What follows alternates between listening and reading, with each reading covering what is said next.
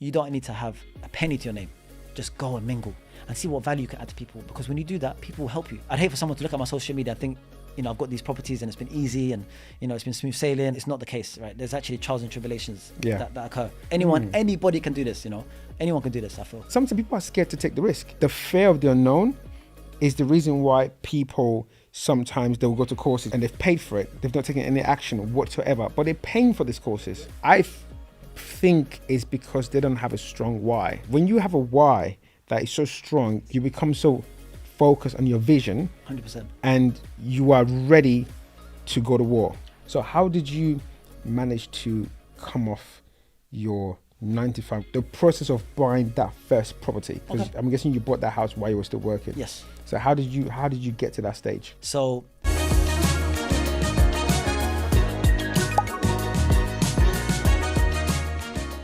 welcome to another episode of Into Property. I'm your host, Moses Bright. I'm also the founder of Announce Property, where we help people to find their homes, buy their first home, and also invest in real estate. Now, in the studio today with me, I've got a young man.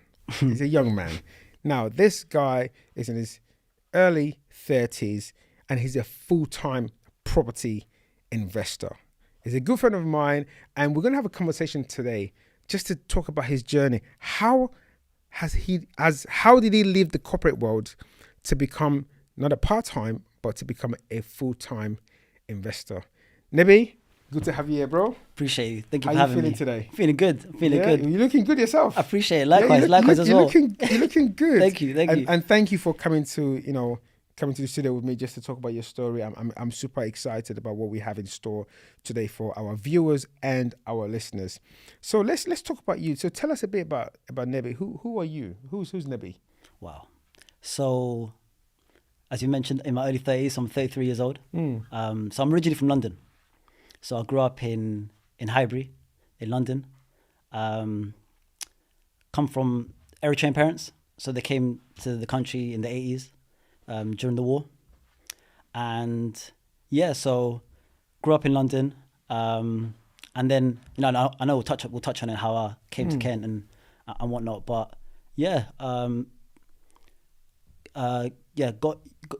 grew up with my younger brother, younger sister as well. So we grew up in we had a good upbringing, but it was also like it was a strict upbringing as well that we had. So African parents. Come on now. Yeah, African parents. So, they instilled the, real Eritrean values into us, like, what they learned from their parents. And I'd say on the most part, it helped us quite a lot. And education was very important to us. So for me, I took education very seriously because my parents took it very seriously as well. Okay. So I, went to a good Catholic primary school, good Catholic secondary school, and then, did a degree in mathematics. I'm in London as well. Nice. And then I did a master's in mathematical finance. Man, how did your brain handle that, man? Bro. Jeez, the maths alone. Yeah. So for us, we have like a mathematical background. So my dad has always been very good at maths, but he didn't have the opportunities in Eritrea. So he knew the good fundamentals of mathematics, and he taught us that from young. Okay. So because we had that from young, me, my brother, and my sister, we took that on, and we all did mathematical degrees as well. All of you? Yeah. So I did a degree in mathematics. My brother did a degree in economics with econometrics, and then my sister did a degree in mathematics as well. How? Okay. So, how are you guys in the house? Because I can imagine all the equations. Like, I guess there was a bit of competition one day. Were you guys quite competitive? Yes. I am very competitive. By the way. The way even the energy, bro, when you said yes. Like for me, I tried to be anything I put my mind to. I tried to be good at, and even as a kid, not just mathematics, right? Even if me and my brother playing like football, or we're playing basketball against each other. I'm making sure I'm trying to win. But my dad, he didn't like it. He was like, why are you so competitive against your brother? You guys should be enjoying, you guys should be having fun, but you're always trying to win. When he sees this back, he's gonna be laughing, I'm telling you. And but for me, I've just always had that competitive spirit, because like I say, whether it was even as a kid playing PlayStation, I'm trying to be the best at FIFA. I'm trying to be the best out of all my friends, you know. So yeah, I've just always had that. But yeah, That's I mean, amazing. Even, That is very amazing because, but I feel like that competitiveness has also, and your background has actually also helped in your property investment journey, which we're gonna talk on that. But let's go back a little bit as well. You mentioned that your family had to relocate. yes, Let's talk about that. So yes, so your family are no, they're not from the UK, but No. they had to relocate to the UK from Yep. Eritrea, and then you were born here, but it looked like they instilled some of the cultural values in that. So how was your upbringing? Because you mentioned to me earlier on that back home in Eritrea, some of the young people they have to serve, So are you? I mean, how has that literally helped you, like growing up as a young man in London? What was that like for you? So I think for me, on the most part, it was good because in our culture, you have to respect your parents highly. What they say is law. There's no two ways about it. And I think because of that, we made sure that because we grew up. So even Highbury is known as an affluent area in London, but we grew up in Highbury Estates. So that area wasn't as affluent. It wasn't the worst area in London, but there was gangs and stuff around that. Yeah. But my parents made sure that we didn't even talk to them, not even a little bit. Yeah? If we were playing out, my parents would step out of the house and watch us play. Yeah. Just to make sure that we weren't mingling with people that we shouldn't have been. So that's how it was. So they made a point of, ensuring that we were doing what we should have been doing. So and what they also done as well is they made a point of making us go to like ice skating lessons, recording lessons, football lessons, all these different things. To make sure we were occupied, so we weren't doing things that we shouldn't have been doing. If that makes sense. I guess that's just parents being protective. Yes. I mean, Yeah. I'm a parent myself, Yep. so I guess you want to make sure, because of the area, you want to just ensure that your kids are being looked after, and you're keeping an eye on your kids as well. And we sometimes know what the kind of things that we hear in London. So from growing up in London, what was it like now? Going to college, then graduating, then doing a master's. You've done your master's, and before you did your master's, I do want to ask you, was the master's done because of your parents? Because a lot of the time, because obviously I'm originally from Nigeria, so there's that literally after university, I got a first class in business management. Yeah. And then uncles and friends and family would call and say, okay, when is the master's? Even at one point, my mum was asking me about the master's. And I said, this first class got me some white hair. Do you want to add to it? Masters for what? And I just thought, why should I do masters? Yep. So why did you decide to do? Why did you decide to do your masters? So I was doing my degree, and I was in my third year, and then I didn't have a job at that time. But in my third year, I was so focused on getting a good grade, so I ended up getting a 2-1. But it was in my third year that I got a first. But my first 2 years, I got a 2-2 in each year. And I knew that in my third year, I had to get right, So I worked very hard in my third year. Because I was working so hard, I didn't even have time to really apply for jobs.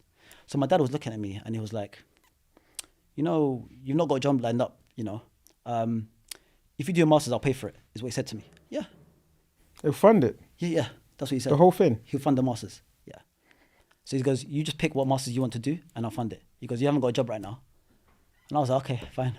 So, then I was looking at the different degrees and I thought, and I thought, I've already got a degree in mathematics. I don't know if there's a need to do a master's in mathematics as well, but I should do something related to that could help me get a good job in the workplace as well. So then I opted for mathematical finance. And I had a good friend as well that also did a degree in maths with me, doing the same masters.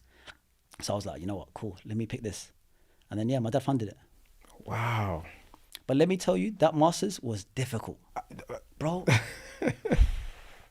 I mean, 1 year. It was 1 year masters, yeah. And just, obviously, and I can imagine though, like, and obviously you knew dad was funding this. Yes. So you listen. Yes. African parent, Yes. funds your masters. Yes. God help you don't finish it. You don't complete it. You know what made me think about? Like, during my masters, I Yeah. had friends, right? And I won't say who they are, but some of them, they got their masters funded for them by like, either it was like a university, not a scholarship, but like they got it funded for them, right? And they weren't taking it seriously. So like, I'll remember being in the mathematics building studying. They'll go to party, and they'll come back from the party, and I'm still there studying. Wow. But a lot of it, I say a big part of it was because my dad funded it. It wasn't cheap, you know. So my dad funded this masters. There's no way I cannot pass. Yeah. Yeah, no way, you know. And by God's grace, I did well in it. But yeah, I think knowing that my dad's hard-earned money, you know, my parents are very hard workers. So knowing my dad's hard-earned money went into that masters, I had no choice but to succeed. Wow. Well, shout out to Dad. You know, when you see this, shout out to you. You know, because it's an investment. Yeah. Do you know what I'm saying? It's an investment. When I know we're very big on education. You know, especially those from the African background. We're very, very big on it. So after your masters, did you now get yourself a job straight away? Yeah, yeah. What field? Banking. So Okay. yeah, so during my masters, I was like, okay, I can study, but I've got to apply for jobs now because he's not going to pay for another masters after this. Yeah. So yeah, during my masters year, I was applying for jobs quite aggressively, and then I was able to get a graduate job in Kent, but I was based in London. I was living in London So you were commuting from London to Kent for 3 years. for 3 years? Yeah, yeah. Driving? Nope, on the train. Yeah, What, Monday to Friday? Monday to Friday, every day. Getting a train? Getting the train. My goodness me. So to tell you the commute, it'd be from Canonbury, which is near Highbury, yeah, in Islington, to Stratford. From Stratford, A fast train. fast train to Chatham, and then from Chatham, I would have to still walk another 30 minutes because the bank is near Dockside in Chatham. Wow. So from Chatham train station, I'm walking it there, and then I'm doing the same commute back as well. Boy. Yeah. But for me, I saw the long-term vision because for me, it was a good graduate job as well. You know, and I knew in that bank I'd be able to climb the ranks pretty quickly as well, which I did. So, like, fortunately for me, I was like, you know, graduate jobs, they're not easy to come by as well, to be honest. And I think, to be fair, it's harder probably even now. But back then it was still a little bit difficult. So for me, when I saw a good graduate job and they had accepted, I said, yeah, I've got. Nice. Yeah. Similar background though. After finishing my degree, my business management degree, I then obviously my last job, you know, my last employment, it was also banking. Okay. And I was also looking to. My plan was actually to climb up the rank as well, but I am so glad I left it because after I left that, those roles became redundant. So you can imagine. So now you've done. So you obviously nice upbringing. You've now done your masters. You've graduated. You've got yourself a graduate job. You're commuting from London to Kent. So now let's get into it. How did you transition from banking into property? That's a great question. So I would say I had an interest in property on some level, even in my teenage years. You know, and because I saw one or two uncles and aunties buying properties, and I saw the way they were doing it, and I was like, damn, you know. And I knew even at a young age I was a wealth builder, you know. So I knew that, and then when I started working after a few years as well, I knew also, listen, I've got to build something for myself, because, and I know we'll touch on this. You know, having a job is great, by the way. Being 9 to 5, especially if you enjoy it, it's great. I advocate for it, but I don't know if that should be the only thing you should rely on. So for me, I knew property was a vehicle where if I have properties, you know, I own them. You know, and in the UK they grow in time, in value. So I'd known that from a young age, you know. So I think seeing and I remember there was an auntie in the Eritrean community, and she bought like 4 or 5 properties in London, and she was advising all the other uncles and aunties do the same. So hold on a second, man. Slow your roll. 4 or 5 properties in London. In London, and this was and I remember she was advising. a lot of people, but a lot of people were not taking her advice. She was telling people, you know, a lot of you guys have got one residential. It's gone up in value because them times 20, 15 years ago, properties were flying in London in terms of value. You could release money and buy 2, 3 more, and there wasn't this stamp duty that we have now. So on additional properties, you could buy a lot, and she took advantage of that. And she was, fair play to her, she was advising every other uncle and auntie that she came across to do the same. And I remember, I'm a kid though, so I'm just listening to this. I'm like, damn, like why people not listening to her, So, and then she was able to like buy these properties, rent them out, and I remember over years that they were going up in value, and I was like, there's something here, So I'd say from teenage years, I already had an interest in it, and then the older I got, the more I knew that I wanted to get on the property ladder young. I wanted to buy properties young, build a portfolio young. Like this was always in my vision from young. So now you've done that. So you were working in the bank, and you already had this vision to grow your portfolio from a young age, which kudos to you. You've done. We're going to touch more on that. But what was the transition like? Because I'm asking this question because there's people the people watching or listening who will come across this and be like, okay, I'm working right now. How do I come out of it? I want to do something with my life. I want to do something else. So how did you manage to come off your 9 to 5, which was bringing you an income? Tell us about the process of buying that first property, because I'm guessing you bought that house while you were still working. Yes. So how did you get to that stage? Okay, so my residential. Yes, your residential property. So I've always been a saver. People that know me, they know. Oh man, in my teenage years, I would make the guys walk 20 minutes just to save 50p on the chicken and chips. $1.99. Yeah, honestly, I was like that. Not like I was frugal, but if I could save, I would save. That's Correct. me. So I've been like that from young. I like to budget because I believe you can budget and still enjoy your life. So yeah, when it came to for 3 years when I got my job, I was saving pretty aggressively.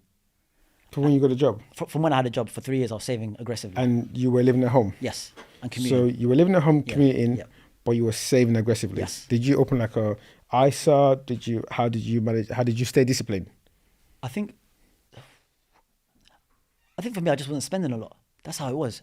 Them times that now I have an ISA and stuff, but them times I didn't even have an ISA. It was just an account. I was getting paid and I was barely spending it. The majority of my funds was being spent on travel to work. A lot of the rest of it, because I wasn't paying really anything at home. I wasn't paying any rent or anything like that. So I was able to save quite a lot of my income every single month for a few years. And then when it came to actually buying, my parents then came to me and said, we've been saving on your behalf as well. Wow. So we will pay half the deposit for your first property. That's what they told me. I was like, wow. So I didn't actually know this. When I was ready to buy, I actually had the money to buy a property. But my parents were like, no, so like half of it for the first property, we'll give you half the deposit. So I was like, wow, okay. So that means that I've got all this other savings I can use to kit out the property. I can still hold savings, things like that. So I was quite fortunate in that sense with my first property. Half of it, my parents gave to me as a deposit. And then I was able to use, obviously the other half was my savings. And then I had the other funds to make sure that the property was in good condition, the little repairs that was needed, the flooring. And then I still had savings as well. Wow. So why did you decide to move to Kent? So Kent at the time, this is 2017, properties were a lot more affordable then, I'd say. And there was no way I could buy it in London for the salary I was on. Right, I was on, I was on a decent salary. But I bought a 2-bed semi-detached in 2017 in Kent. Even in 2017, with the salary and savings I had, I couldn't buy a 2-bed semi-detached in London for one. And then also, so I thought, okay, that's one good reason.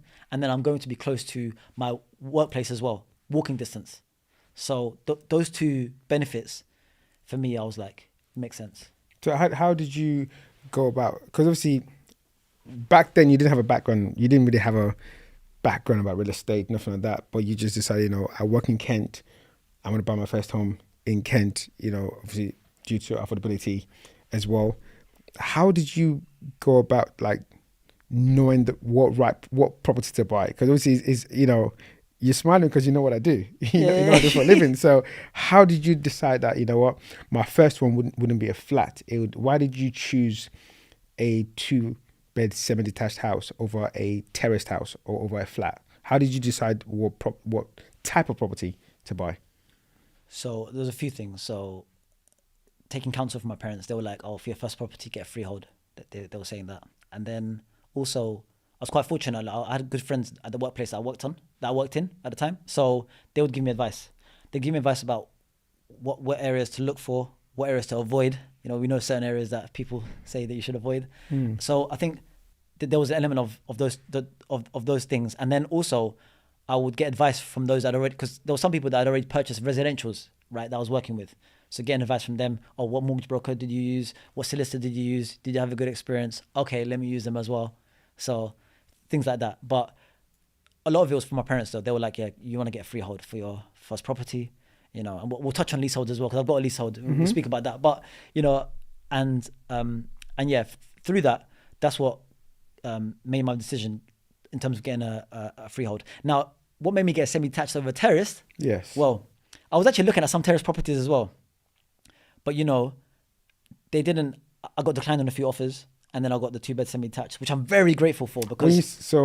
When you say you got declined in a few offers, so you viewed the property, Yes. You placed an offer, Yes. and your offer was rejected. Many a time. Many a time. Which is the story of property. Bro, many a time, many viewings that I did, some of them even my parents had come from London to Kent to view with me. You know, we'd view a property, it'd get declined. The week after... How did that make you feel? Whenever your offer was rejected, and I'm guessing it was on some properties that you actually wanted. Yeah. But then it was literally no. Fortunately, your offer has not been accepted. Yeah.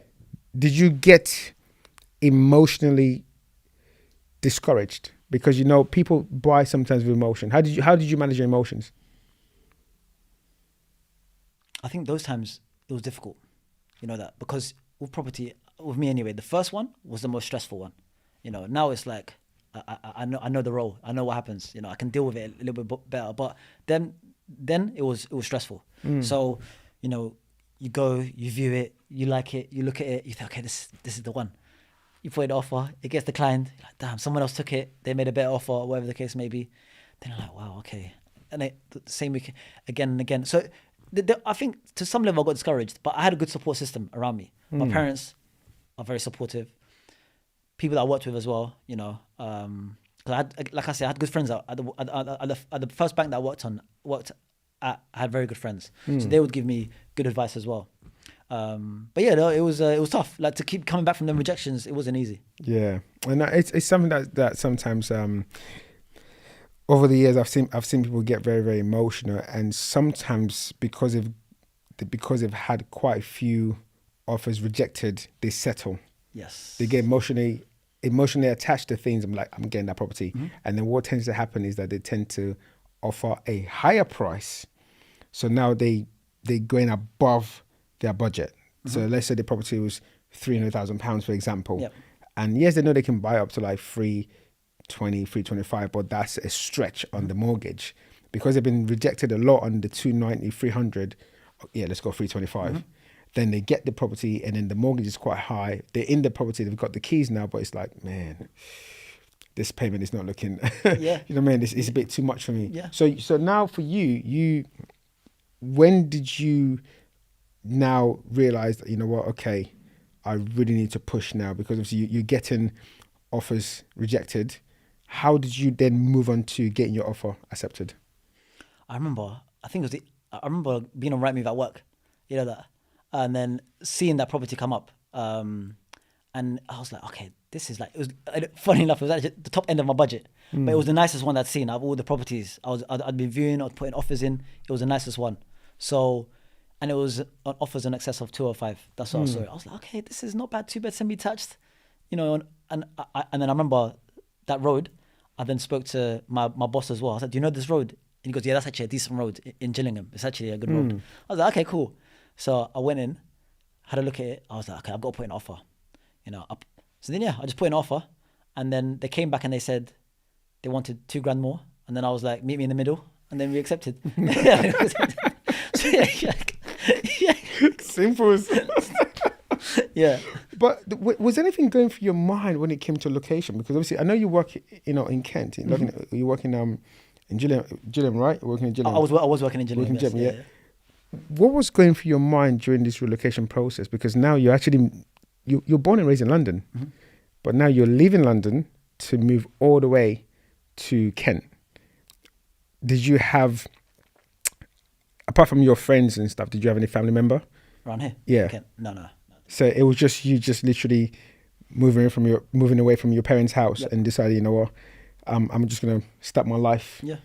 What was that for you? What was that like for you, though? So I'd say the buying process, I'd say, was stressful. Why was it stressful for you? Man, I think it was just the unknown, and it took quite a while. It took like nearly 5 months I remember, I think it was May that we had the offer accepted, and at the end of September they got the key. So, and where I've not done it before, I'm like, could something go wrong? Could they pull out the deal? There's so many things that I'm going through. So that was the most stressful property purchase I've done, of all these property purchases I've done. This is your first. My first one, 100%. Your first residential home. In terms of the buying process, it stressed me. So would you say to our listeners, especially those who are first-time buyers or those who are aspiring to become homeowners, would you say buying property is stressful? Yeah. I'd say so. I'd say it is. And the more you do it, like if you're someone that wants to continue to buy it again and again, it'll get easier for sure. Yeah. But it's stressful. Yeah. Yeah. 100%. Nice. So you've not bought it now. You've obviously, I'm guessing you did your research. You were working in the area, so you've not bought it. Yes. You've completed. But you must say there was that feeling of getting the keys. Oh man, bro. Like I was young as well. And like I was 25. I got the keys to these two bed semi-detached. To me, it felt good, because it was like I was looking at it like, wow, like I did it. It's a nice house as well. So now, kudos to you, man. Yeah, kudos to you. So now let's now move, because now you're someone who bought your first property while you were working 9 to 5, and you now got your new home. You got the keys. How did you then transition from working full time? You've got your home, and then moving into property investment full time. Okay. What was that? Why take that leap? Okay. So there was a long process leading up to that, right? So you want to hear it? Yeah. Yeah. Okay. Cool. So one good thing that I did was, when I bought my first property, I'll tell people at work that I have an interest in property. So it was about just under 2 years after I bought my first property, a guy came to me and he goes, "Oh, Nebi, there's a networking event, in Sittingbourne. You should come. First time entry is free. Let's go." I'm like, "All right, cool. I've never been to a networking event before." This is a property networking event. Property networking event, my first one. And on the day, he told me he can't come.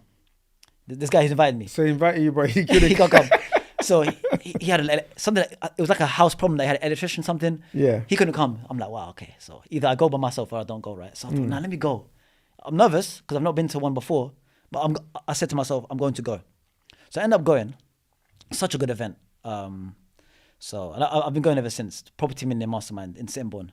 Property Millionaire Mastermind, hosted by Sunil Poppet, who's a good friend of mine. So, and he made sure I felt accepted there as well. Because what he did was, because at this point in my mind I've only got one property. I'm just a little boy here. That's how I'm feeling. And he was like, I think he even pointed me out in the crowd. He goes, "Oh, so what about you?" And I was like, "Oh, I've just got the one." He goes, "Oh, you got one though? Yeah, what? Here, you bought it? Yeah." Everyone give him a round of applause. Nice. I'm like, all right, cool. Yeah. I'm like, okay, cool. And then at the event, you had to like mingle with everyone. Yeah. So I'm like, okay, cool. So I'm just like going around talking to people. And then at the time I didn't know who she was, but now I know she was Sunil's sister. And I started speaking to her. She's an experienced property investor. And I remember I spoke to her and I told her, yeah, I'm overpaying on my mortgage. That's what I'm doing. She goes, "Why are you doing that?" She goes, why are you doing that? She goes, "You need to stop overpaying on your mortgage. And you need to release equity from your property if it's gone up in value. That's what you need to do." That's what she told me.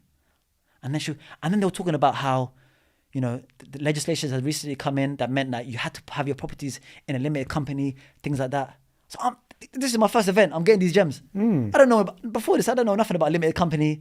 I didn't really know much about I didn't know about releasing equity like that to buy more, and the fact that overpaying. You could have good debt and leverage it. So it was literally at this first event that I got that knowledge.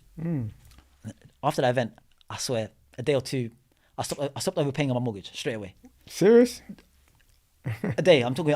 I remember it was like a day or max two. After that event, I stopped overpaying on my mortgage. Yeah, I said I need to start saving. So I started saving, and then frustratingly, a few months after that, COVID happened. So for a year, so when COVID happened, I moved back to London with my parents for a few months, but then I was saving aggressively because I'm. But okay, So you had your property, Yes. your residential. Yeah. But you moved back. I just moved back home. Yeah. And what happened to your house? Oh, it was just sitting there.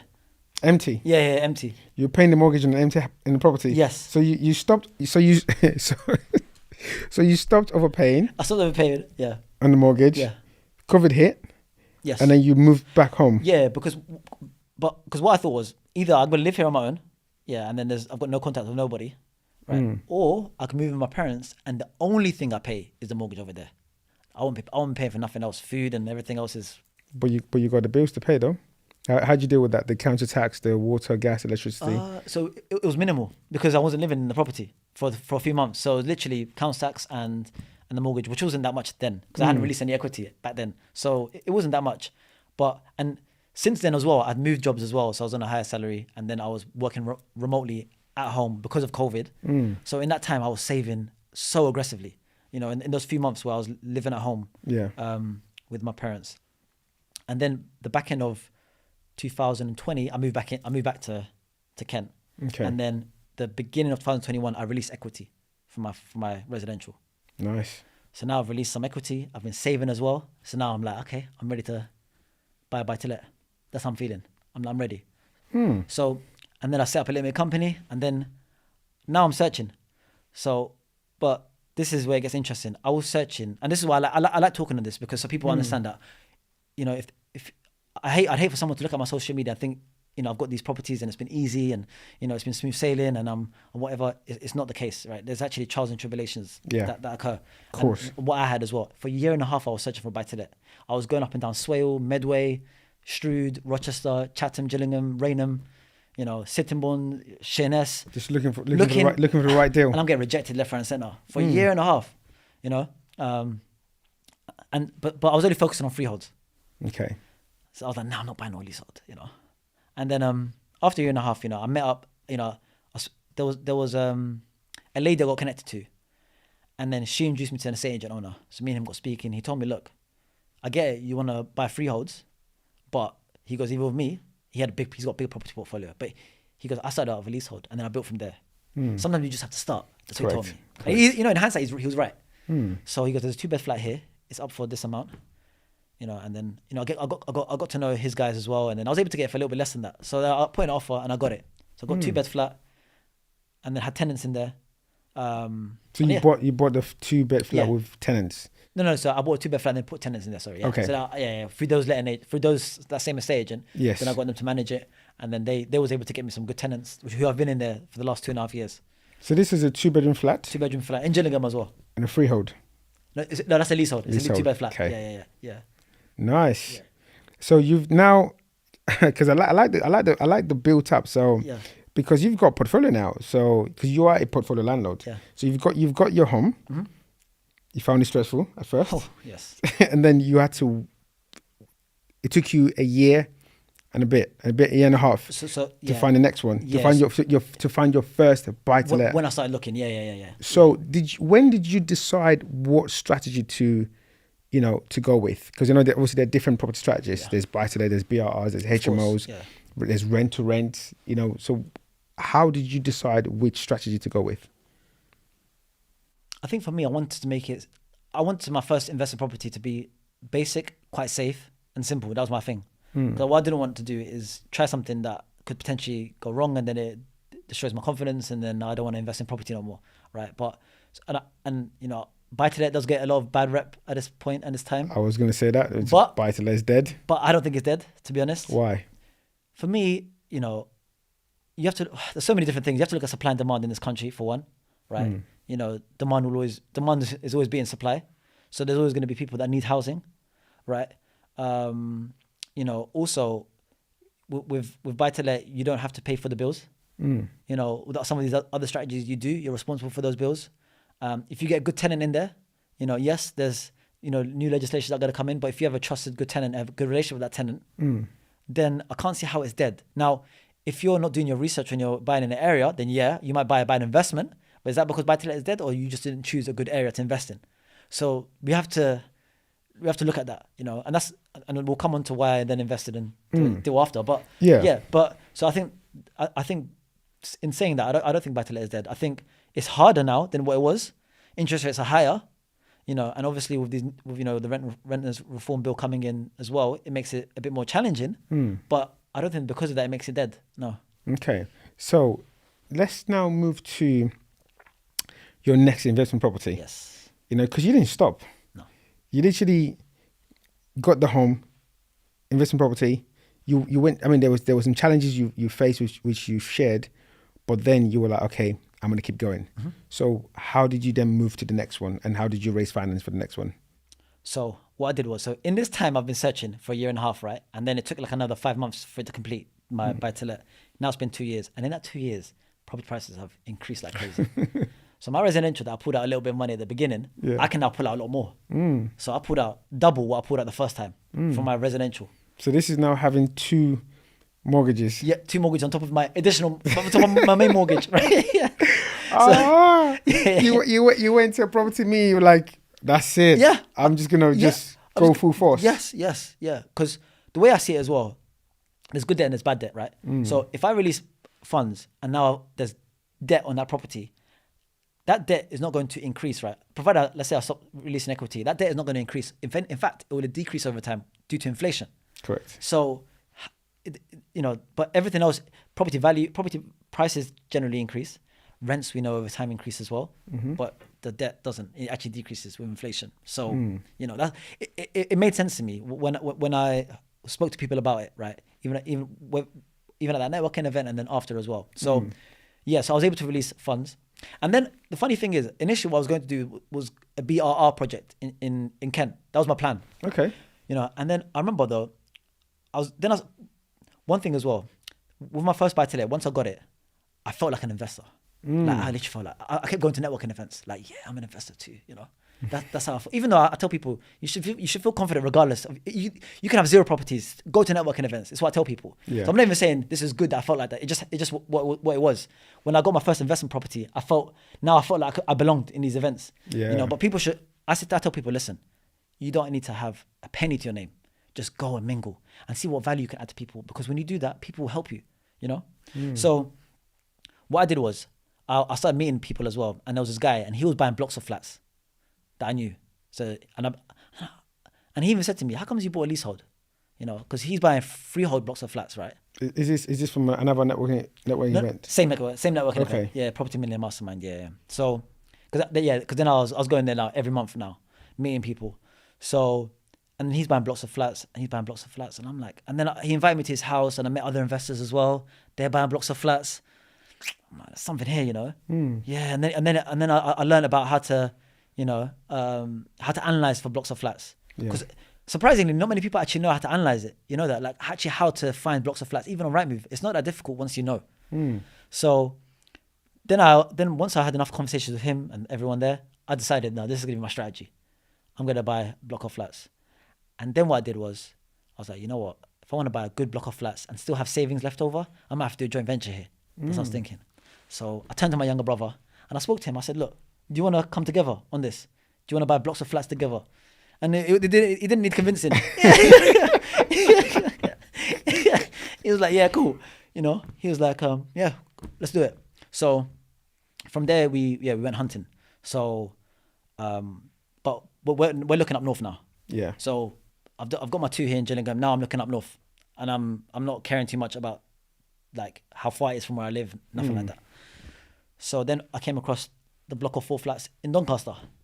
I'm thinking, all right, cool. Like it needed there was a little bit of damp, a little bit of issues, but I thought it's good rent is coming in here, so let me put in an offer. So I put in an offer, and then eventually we was able to agree on an offer. It got accepted, and then we got it. We had a lender. They had a surveyor go in. Surveyor looked at it, zero value. I said, "Wow, okay." Welcome to property investment. Yeah, I was like, okay, now I've arrived. You thought you were going through stress while you bought your first residential, bro. your buy-to-let. Now, welcome to property investment. Exactly, yeah. I was like, okay, so this is what it's about. And the thing is as well, I even had a gut feeling that something was going to go wrong with this property. And let me tell you why. Because when we were looking for block of flats, that was the first one we saw and it got accepted. And I know that you have to go through certain trials to actually get something good, you know. And I was like, nah, this has come too easy. I even felt it in my gut. Do you know that? It felt like it come too easy. Something, you know. So so we got zero value. To be fair, that surveyor didn't even give us a proper reason. But then I was like, okay, let's use another lender. Yeah. Same thing, zero value. But they actually gave real reasons. They were like, there's structural issues here. There's cracks. There's damp. You know, the roof is a mess. You know, so then we had to pull out the deal, and we lost thousands of pounds. So you already started the process of you. I'm guessing you've instructed solicitors. You've paid for surveys. So it's been costing you money. Yes. Yeah. So because sometimes when people are buying properties, people just sometimes think property investment is just find property, buy, get a tenant in there. How do I put it? There are things that, irrespective of the plans in place, there's some things you can't predict. You can't predict what a valuer will value the property. Exactly. You know what I'm saying?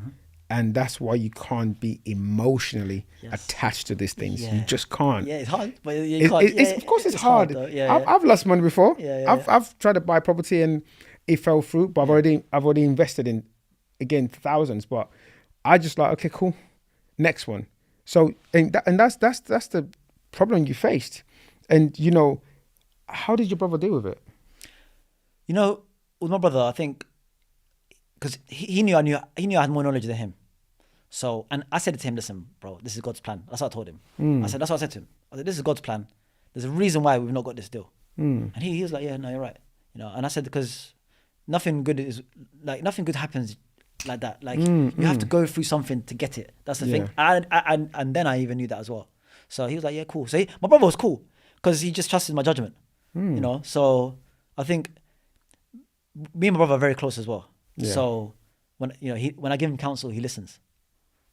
So now what was the outcome after that? When you put out the deal, was it now back to the search Back board? again. Yeah, we're back again. There's no time to cry. There's no time to cry. Yeah, so we were back at it again.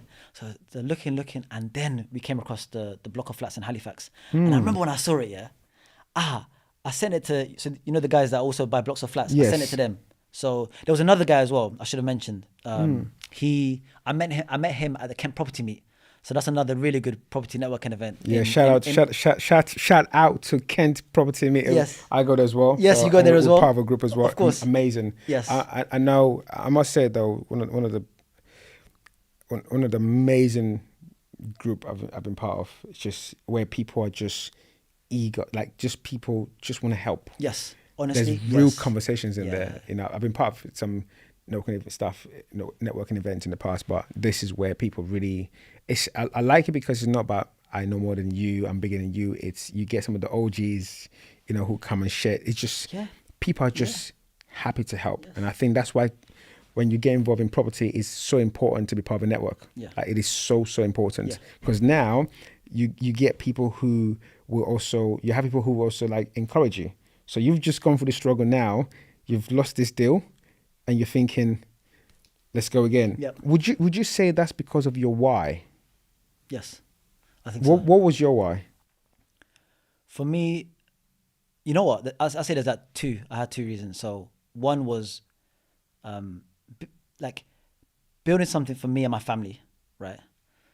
But even more than that is that showing others, especially my community, that can be done as well. So I think it's more the latter actually than the former. You know, because in my community, I want to say like property investing is that common, especially amongst us young people. So for me, it's okay. I know if people they see me and they're like, okay, maybe he looks like me. he's buying these properties, I can do it as well. Maybe I can buy this property over here. And, and it's all like a momentum. You buy one and then you feel like you can buy the second one, third one. So I think it's more about my why comes from actually wanting others to also do the same as well. So it's not just about me building wealth. Yeah, that's nice. But, for me, it's not just about me getting rich, right? It's about actually showing others that, you can do this as well. And if I can do it and show it on social media and show how it's done, then others can look at that and say, actually, I can do this as well. So I think for me, it was that, because I think when you become successful, you inspire others to do the same. Yeah, because you run an amazing YouTube channel. Appreciate you. As well. So which it's just the things you share on there, and you can tell these are things coming from your heart. It's just you're sharing your journey, you're sharing your experience, and it's you're not sugarcoating things. No. You know what I mean? Because it can be easily done, but you're not here to say, oh, I got this property, no. It's like you're actually saying, well, this is what I went through. Yeah. This is how I lost money. Yeah. Because it's not everyone wants to talk about how they've lost money. Yeah. Especially on social media. When a deal falls through, we know what it's like. Yeah. when you get an email and it comes through, and or you get a phone call saying, unfortunately, your offer has not been accepted. And you're thinking, man, I've done the numbers work on this one. This is a juicy deal. Yeah. But then you move on. Would you also say that your faith plays a role 100% in what you do? 100%. I'm a Christian, as you know, and for me, I believe in God through and through. And I say this all the time. Without faith, I couldn't do it, because faith is like it's believing in the future that you can't see. Sometimes that's what it is to me, in a sense. So if I don't have that faith that this will work out and this will happen and it will occur in the right time, then I couldn't do it. So faith is 100%. Yeah. It's everything. Wow. So how did you now move towards from that property not going through? How did you then acquire the next one? Yeah. So with that block of flats in Halifax, I saw it, and then I remember, because I'm gonna give people some game here. So with the block of flats, what makes it a good deal is two things. It's one is good rental yield, and then two, it's individually those the comparables to those flats. If you sum it up, is it worth a lot more than what you're gonna buy it for? Yeah. I was like, okay, cool. So when I saw these flats, the flats in the area were going for good prices. So I was like, okay, cool. So with that, I saw, like, when I was, I'm happy to talk numbers, when I was summing it all up together, it was like $500,000. Right? So I'm like, if we split these flats, we could get around the $500,000 mark, right? So and then when I spoke to my mortgage broker, he also mentioned, like, oh, this is a great block of flats, because he's an investor as well. So how many blocks of flats? Four flats. There's one beds? So no, one is one bed, two are two beds with en suites, and then we've got duplex 3 bed as well. Yeah, it comes with a nice bit of land as well. So we might even do something with the land. So there's scope to develop. Potentially, there's quite a lot of land there as well. So, yeah, it's getting good rents. But then when I saw those comparables, I said, yeah, like, this makes sense. So, and then when I sent it to the other guys as well that invest in blocks of flats, they were like, oh, this is unreal. They even said, are you sure there's not, like, are we missing something here? That's what they said, because it looked so good. But so then we went to view it.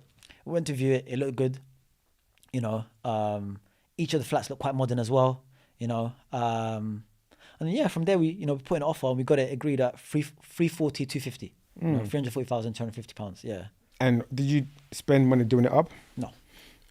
So you just all four were tenanted out anyway as we bought it. So literally, from day one, you were making money. Day one, we were cash flowing. Literally cash flow. Cash flowing. That's what we call the cash cow, isn't it? That's it. Yeah, cash flowing. And then what we're looking to do, because we got it on a 2-year fixed mortgage, and then the plan is we're looking to title split like back end of this year.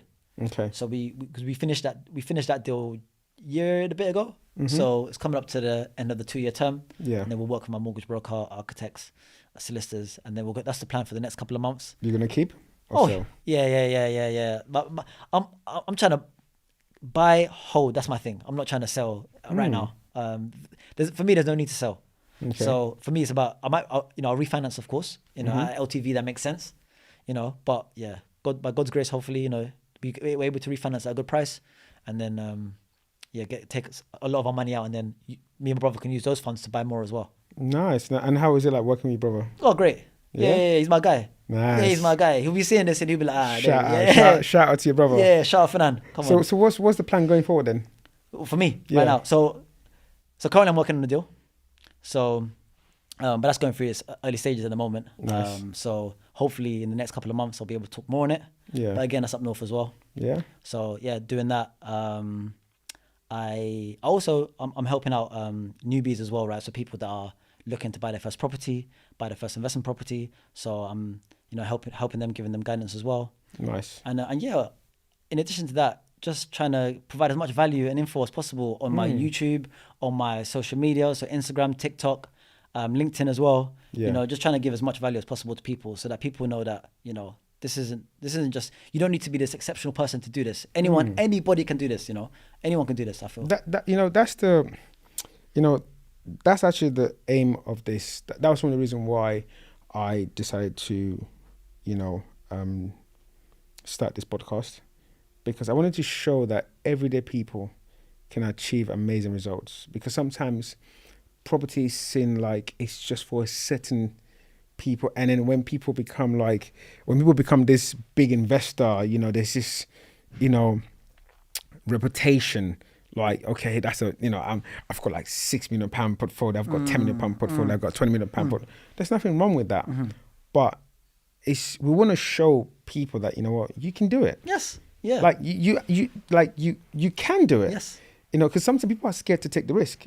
I think the fear of the unknown is the reason why people sometimes they'll go to courses. We were having a conversation before we started. Yes, how yeah. We've seen people who they've been to this course and then they've gone to another property course and they've paid for it, but they've not taken any action whatsoever. But they're paying for these courses, because I think it's because they don't have a strong why. Yeah.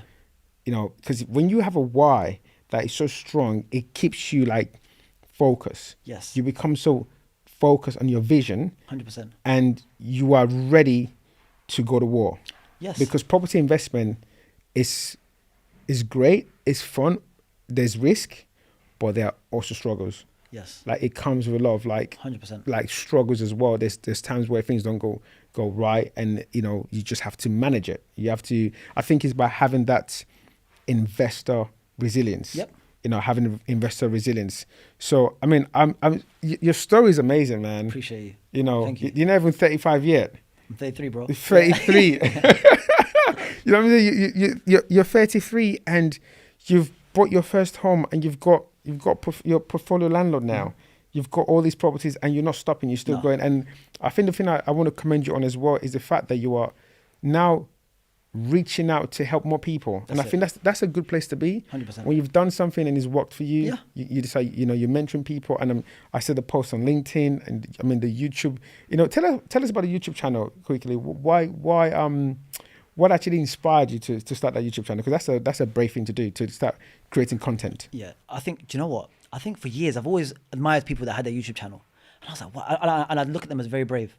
Like, wow, you're actually able to like authentically just like talk about whatever it is you're doing, not even property, whatever it is. So I think for me, it came a point I was like, I've got to start. Now I was also fortunate. I say fortunate, I think you make your own fortune as well. To be honest, what I did when it came to the block of 4 flats, when I purchased that and I completed and everything, I actually had a videographer come in to film and whatnot. And I said to him, do you know what? As well as filming, can you also film a YouTube video as well? So we filmed a YouTube video, and I knew now if I post that YouTube video, I have to keep posting after. Mm-hmm. So that got posted, and then from there I had to buy a mic. I had to get ready. Yes, that's it. So sometimes you have to force yourself. So I think I'd always known that because property is my passion. You can see it in my videos, how I talk here. Like I love it. So for me, it's like YouTube's a great platform to talk about what you love. Right. So, and I know it will inspire people, all types of people in my community, outside of my community. I don't know if you're a human being, you're in the community, right?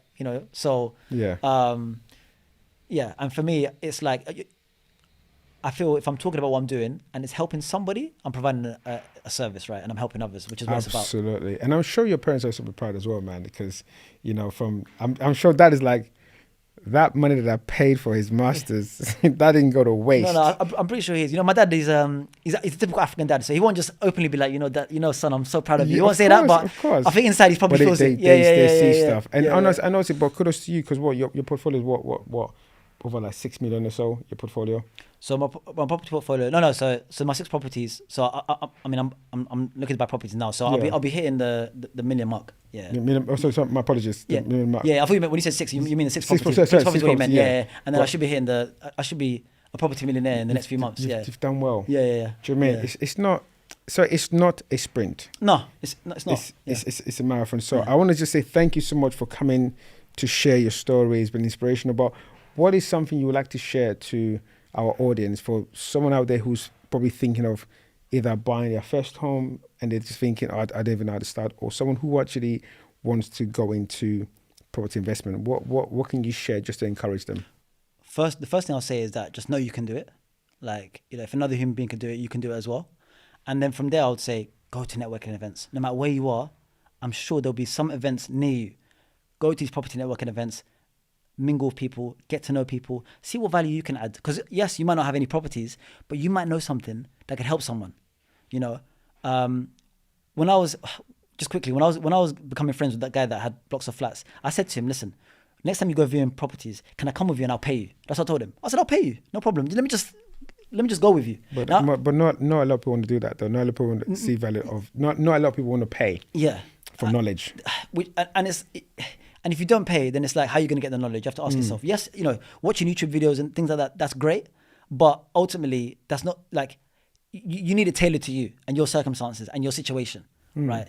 And when little nuanced things happen, how are you going to navigate through that? You have to ask yourself these things. So sometimes, in certain instances, you have to pay to play. Now, not in all instances. You don't want to be the person that's going from event, like we mentioned, course to course to course to course. You pay, you're not taking action. Because all that money you could have actually bought a property, right? You know, you want to be selective, but go to events. And if you can get the right mentorship as well, you know, invest in the right mentorship, because the right mentor can get you to a goal a lot faster than you can get there. Yeah. So where can people find you on your social media? So if you type in Nebi Properties, so Nebi, Nebie, Properties Underway, you'll find me on Instagram. TikTok's Nebi Properties. If you type in Nebi Property into YouTube, I'll come up. So again, Nebie. And then if you want to add me on LinkedIn as well, Nebi again, Nebie. And my last name's Habte, so Habte. Man, it's been such an amazing experience having you here, man. I appreciate Just it. your Thank you. story is in, and I'm sure those in their 20s and their 30s and anyone who's been listening to this have definitely been inspired from how you bought your first house. Bought your first house commuting from London to Kent. Bought your first house, went to an event. Someone told you something, and that just ignited a spark in you, and it's like you decide, you know what, I can do this. And that belief in yourself, literally just believing that, you know what, if they can do it, if I give it a go and I put my mind into it, have faith, I can get it done. That's it. And now you just grow in the portfolio.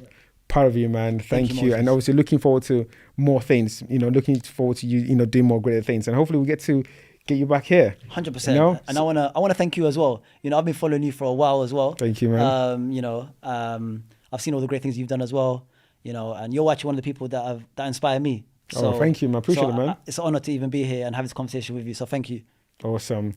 Well, if you've enjoyed this episode, don't forget to follow us and also hit the bell icon so that when we release another episode like this, you are notified. And I hope you've been inspired by this episode. You've been inspired by Nebi's story. So what stood out for you in this episode?